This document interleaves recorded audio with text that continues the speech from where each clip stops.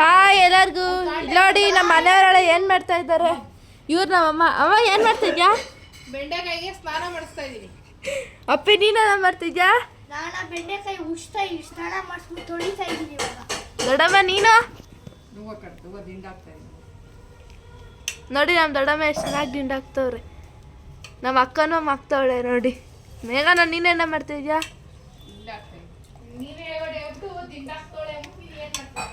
ಇರಿ ಇನ್ನೊಬ್ಳು ಏನು ಮಾಡ್ತಾಳೆ ತೋರಿಸ್ತೀನಿ. ಅಡುಗೆ ಮಾಡ್ತಾವಳೆ.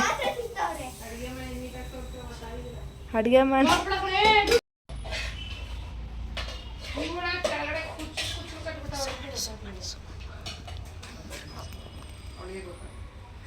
ಹೂವು ಚೆನ್ನಾಗಿತ್ತು, ಮೊಗ್ಗು ಚೆನ್ನಾಗಿತ್ತು ಅಂತ ದಿಂಡ ನೋಡಮ್ಮ ಹೆಂಗ್ ಗೊತ್ತಾಗ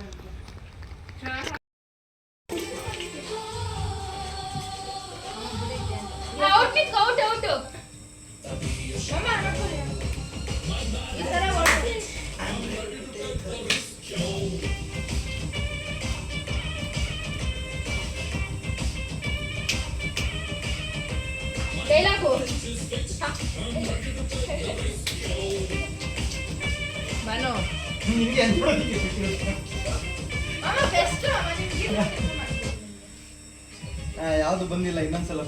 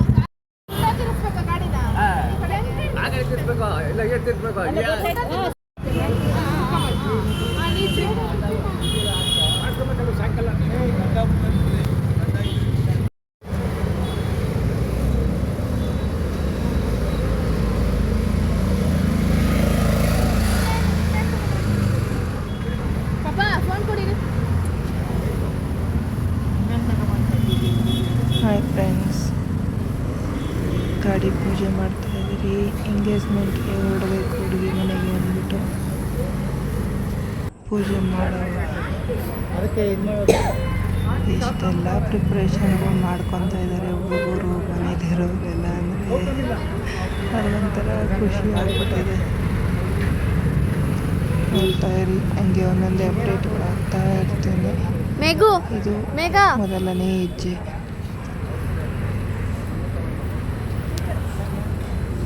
ಟೈಮ್ ಆಗೋಯ್ತು. ಎಲ್ಲ ಅರ್ಜೆಂಟ್ ಎಷ್ಟೇ ಪ್ರಿಪ್ರೇಷನ್ ಮಾಡಿಕೊಂಡಿದ್ದು ಕೊನೆ ಟೈಮ್ ಅಯ್ಯೋ ರಾತ್ರಿ ಎಲ್ಲ ಅದೇ ಪ್ಲಾನ್ ಆಗಿತ್ತು. ನಾವು ಹೊರಟು ಬಿಡೋಣ, ಒಂದ್ 5 ಜನ ಬರೋರ್ ನಿಧಾನಕ್ಕೆ ಬರ್ಲಿ ಅನ್ನೋದೇ ಪ್ಲಾನ್ ಆಗಿತ್ತು. ಆದ್ರೂ ಒಂಥರ ಚೆನ್ನಾಗಿರುತ್ತೆ.